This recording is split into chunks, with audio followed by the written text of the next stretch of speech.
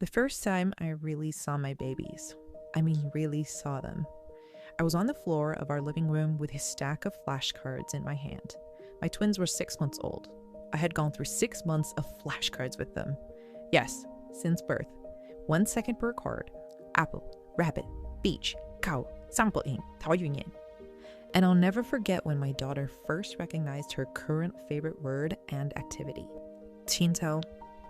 They were reading at 6 months old, eyes locked, pupils dilating, quiet, watchful, hungry for knowledge. And that was the day I understood something that has shaped every decision I've made as a parent since. We have been underestimating babies our entire lives. Not by a little, by a lot. Hi, I'm Olivia, an alum of twins, and I'm going to walk you through a body of early childhood research that almost no one talks about. Research that says your baby's brain between birth and age 6 is doing something so extraordinary that the rest of their life will literally never match it again. I call what I do limitless babies.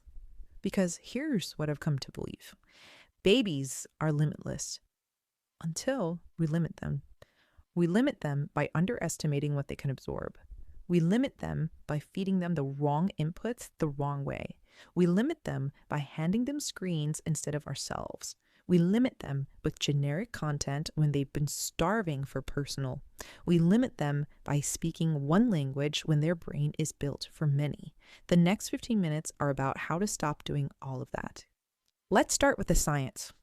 A baby is born with around 100 billion neurons, roughly the same as an adult. But here's what's different.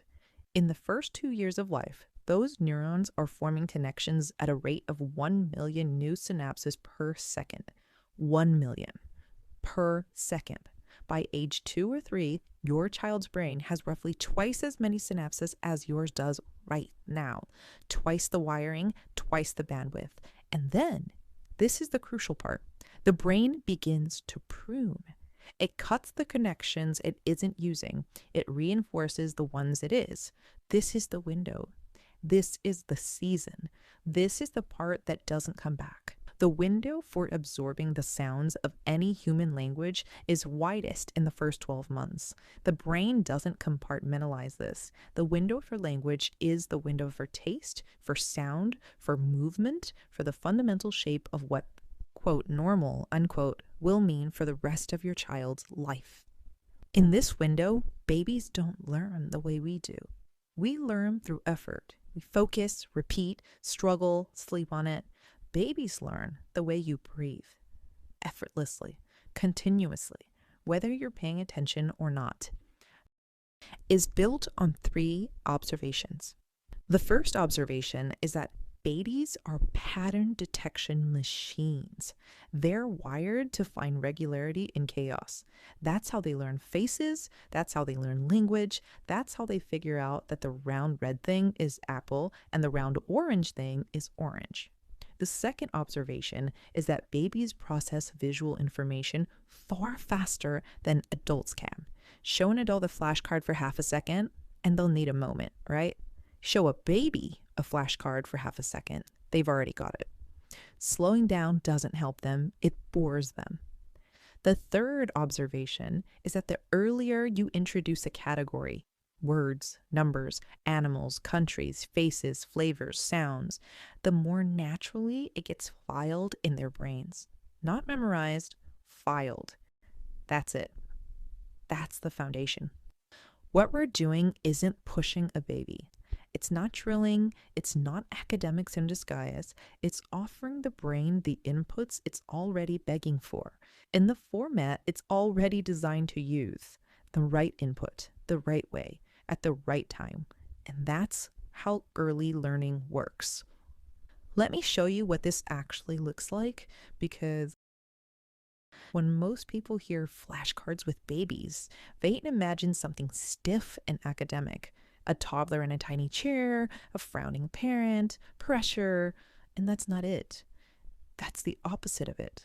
A real session lasts, wait for it, about 30 seconds. 30 seconds. 1 second per card. 25 cards, done. I do this 3 times a day, and the total daily commitment, about 90 seconds. Then I stop. I stop while they still want more. Babies need roughly 15 exposures to internalize a new concept. Not 5, not 50, 15. 3 sessions a day, 5 days equals 15 exposures. That's not a coincidence. That's the rhythm of how a young brain consolidates a new piece of information. So here's something that I wish somebody had told me from the very beginning. For the first few days, it will feel like nothing is happening. Like you're saying the same 25 words over and over to a baby who couldn't possibly care less. That feeling is the method working. You're laying track, and on day 6, the track is laid. The word is filed, and you move on.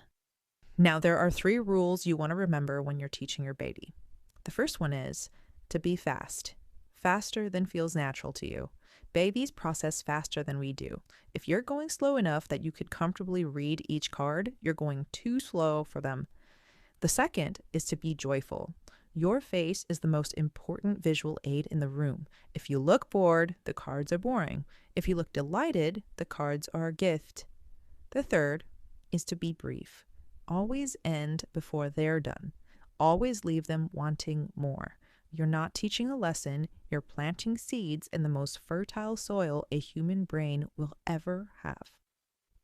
Now we have to talk about screens, because I built a digital product, and I'm about to tell you why I will fight to keep your baby off of it as much as humanly possible. Here's the contradiction I live with every day. The most powerful tool I have for early learning is delivered through a screen. The thing I most want to protect my babies from is the screen. How on earth do I reconcile that? By being ruthless about one distinction. A tool is not a babysitter. A tool is something you, the parent or a caregiver, hold in your hand for a few minutes a day to deliver a specific kind of input. A babysitter is something you hand to your baby so you can have a moment of peace. Both involve a screen. They are not the same thing. And the research here is crystal clear. They took American babies who had never learned Mandarin, and they exposed them to native Mandarin speakers for short sessions over several weeks. The babies who were exposed to a live person speaking Mandarin learned to discriminate Mandarin sounds at a near native level. The babies who were exposed to the exact same content on a video screen learned almost nothing. Same speaker, same words, same duration. The only difference was one was a human in the room, the other was a screen. Babies don't learn from screens. They learn from people. So my rule, and I'd love for it to be yours too, is that the screen is the cards. You are everything else. You hold the device, you speak the words, you make eye contact, you smile, you celebrate, you close the app the second you're done. If your baby is ever alone with the screen scrolling, that's not the method working. That's the method being misused. Be the parent, use the tool, and then put it down. And with that being said, I know that the flashcards do have an option for the voice to speak. However, it is only to be used in desperate times, and it's always best if you have a native speaker or even a speaker with an accent to read the cards. So hopefully that's you or whoever is holding the device, because the speaker that is on the cards is really just a last resort. It's not meant to be used regularly or at all if you can help it. I want to tell you the single most powerful thing I've ever put in front of my babies. It wasn't a word card. It wasn't a country flag. It wasn't a math dot pattern. It was a photo of their abuela. Because here's what the research on infant cognition has shown over and over. Babies are wired, before anything else, for people, for faces, for the specific humans who love them. A newborn can distinguish their own mother's face within hours of birth. By a few months, they're recognizing voices, expressions, even moods. So when you put a generic image of a grandma in front of a baby, you're teaching them a category. But when you put a photo of their abuela in front of them, the woman who FaceTimes them every Sunday, who loves them and talks to them in a specific, special way, you're teaching a name. You're teaching belonging. You're teaching that love has a label. This is why personalization is so important. It's the heart of the whole thing. So I highly encourage you to set up your family photos early, preferably before you even show them their first set of cards, which happens to be, of course, their family photos. You want to use clear, well-lit faces, one person per card, or if there's multiple, you can put multiple in there too, and use the names the way your family actually uses them. Abuela, tia, Yeye, Sok Sok, Gogo, Daddy, Baba, whatever your family actually says at the dinner table.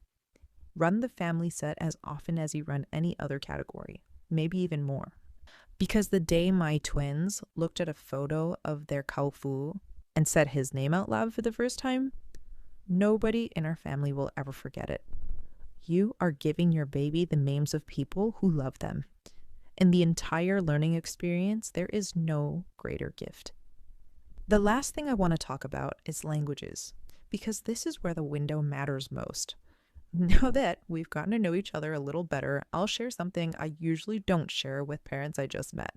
My 1.5-year-old twins are currently speaking and reading in 4 daily languages with passive exposure to 16 more. People ask me all the time if I'm worried about confusing them, overwhelming them, setting them up for some kind of developmental delay, and the answer is no, absolutely not. Babies are born citizens of the world. At birth, a baby's brain can distinguish every phoneme, every distinct speech sound in every human language. Every sound.